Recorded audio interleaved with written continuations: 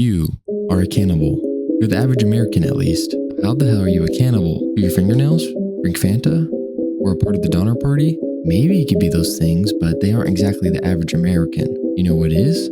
Eating food. Yes, I know that's not very unique to the American lifestyle, but it's what you eat that is. The average American diet consists of 75% ultra-processed foods.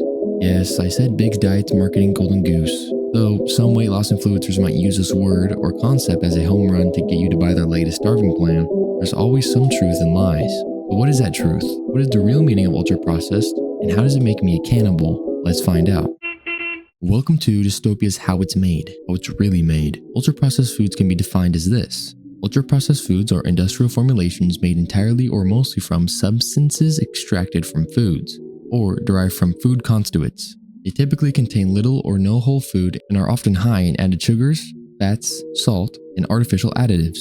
These foods undergo multiple processes such as extrusion, molding, and chemical modifications, and are designed to be convenient, palatable, and often with a long shelf life.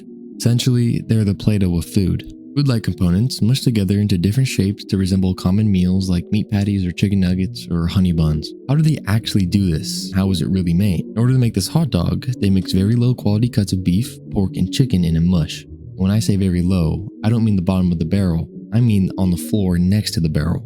Leftovers from steak, pork chops, and chicken ass. This mush is made by mechanically separating all these meat chunks, squeezing and crushing everything between two plates, along with grinding and smashing the rest of it together. Now that we have the mush, depending on what we want to turn it into, we add our structure powder, that being starch, and then our flavoring, that being ground mustard, salt, and whatever else you want. Along with your flavoring comes preservatives. Because we want this amalgamation of meat to last longer than our lifespans, we add chemicals, specifically nitrates, nitrites, phosphates, sodium erythrobates, and sodium ascorbates. We'll get to what those industrial explosive ingredients do to you soon. So far, we got the meat cuts that no one wants, pushed them up together with artificial flavorings and dyes of our choice, and added preservatives to further the lifespan of our meat monster. What's next? Well, of course you add corn syrup for a dash of sweetness, and water for a more hardened diarrhea texture. But is that all? Of course not.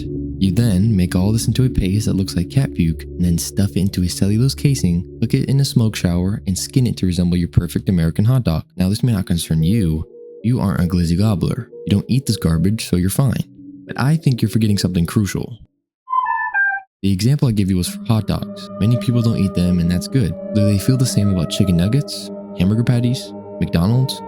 I doubt it. Almost every meat product, even veggie alternatives, are made in a similar way to their hot dog cousins. Let me be less ambiguous with our actual ultra-processed product list so you can really see the magnitude of what I'm talking about. Ultra-processed meats, depending on brand, may be but aren't limited to. And that's just a few of the products. Now, you may be thinking, there's no way that Tyson chicken nuggets are made just like hot dogs. They aren't mushy or weird looking, they're just breaded chicken bites. And you'd be correct in that they aren't made in the same way, but they are still ultra-processed, just less. Is that better? I guess so, but what they do share in common is still terrible. What do these products all have in common? No, they aren't all made from pigtails, it's something else.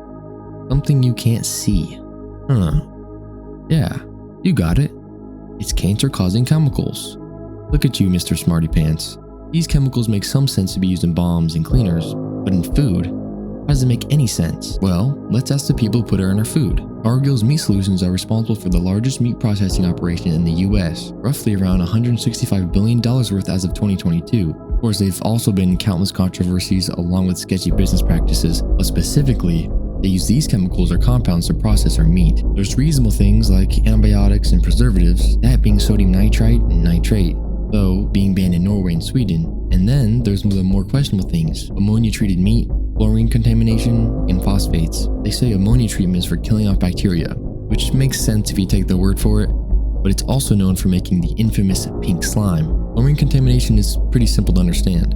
It's used to clean equipment and sometimes the food itself, but usually only used when needing to hide the health or condition of the animal's meat, leading to bacteria and salmonella outbreaks, along with being banned in the EU since the 90s. And finally, we have phosphates, which is a general term for a chemical batch that preserves the texture and moisture of whatever it's put in. There's 9 main phosphates in use, those being polyphosphates, triphosphates, diphosphates, monosodium phosphate, bisodium phosphate, disodium phosphate, sodium hexametaphosphate, tetrasodium pyrophosphate, and sodium tripolyphosphate. once again used for texture and moisture, and even cleaning the meat sometimes. Phosphates are also heavily regulated in the EU and are also known for causing kidney damage, cardiovascular issues, bone health issues, hyperphosphatemia, potential for increased mortality, and digestive issues. In general, it's just bad. Okay, so the meat is made of meat scraps, chemicals, and other fillers, and causes a slurry of health issues. These are ifs and buts and high concentrations and potentials. What is eating this meat actually doing to me and you? How can I see the actual effect? Well, here's some of the common signs. Most people don't know until it's too late. Things like cancer or failing kidneys are obvious, but the average person might miss these early onset effects or misdiagnose them. Common results are higher blood pressure, mood swings, depression, weight gain, energy crashes, skin problems, dehydration, dental issues, increased appetite, and hormonal imbalance, sometimes leading to gyno in men, which is the development of breast tissue or moobs. Essentially, our bodies are being put to the grindstone when eating these Play-Doh meats. So now, knowing all of this, the choice is of course left up to you. And in most cases, it's a did you know fact off with whoever you want to annoy. And that's fine by me. There's always other BS to deal with anyway, but sadly, there's more to it. Remember when I called you a cannibal? I wasn't joking. Along with all these different ball shrinkers, fertility killers, cleaning agents, chicken toes, and beef ass, there's something I left out.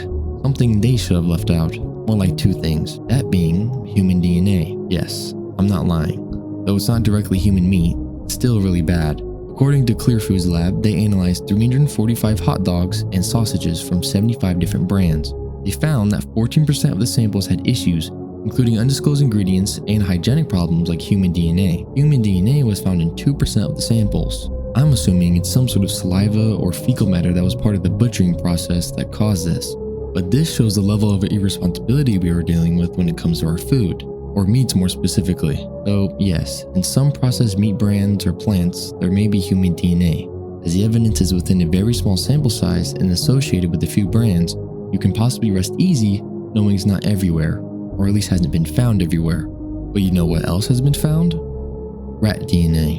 And in not 2, but 3% of the Clear Lab sample tests, meaning we're possibly eating rat and human in our favorite fast food burgers without even being warned about it. Seems messed up to me, but it's fine. Maybe the ammonia they dump on it can wash out the side of human dookie that came with my Big Mac. So, what can we do about it? Opting for fresh, whole foods is the best countermeasure. Think vegetables, fruits, whole grains, and lean meats from trusted sources. You don't need to break the bank either. Shop at local farmers markets. Cooking at home can save you money and give you control for what goes in your meals. Grow your own veggies if you have the space. Even small steps like reducing the amount of processed meat in your diet can make a big difference. But personally, I don't want to have to do this. And neither do you. Stopping the use and production of ultra-processed meats altogether might seem like an impossible task, but it's doable with a collective effort. You can start raising awareness by sharing this video, talking to your friends and family, and supporting whoever you think will fight for this cause the most. Demand transparency from food manufacturers, and most importantly, vote with your wallet if possible. Choose brands that prioritize health over profits. You could support local farmers, and if there's enough to push back, change will have to come. Speaking of change, when is the last time you tasted your tap water? Did it taste funky? Maybe. If you want to know why, check this video out. If you like watching this video and want to see more, let me know in the comments below. And if you want to go even further beyond that, you can subscribe. Thanks for watching.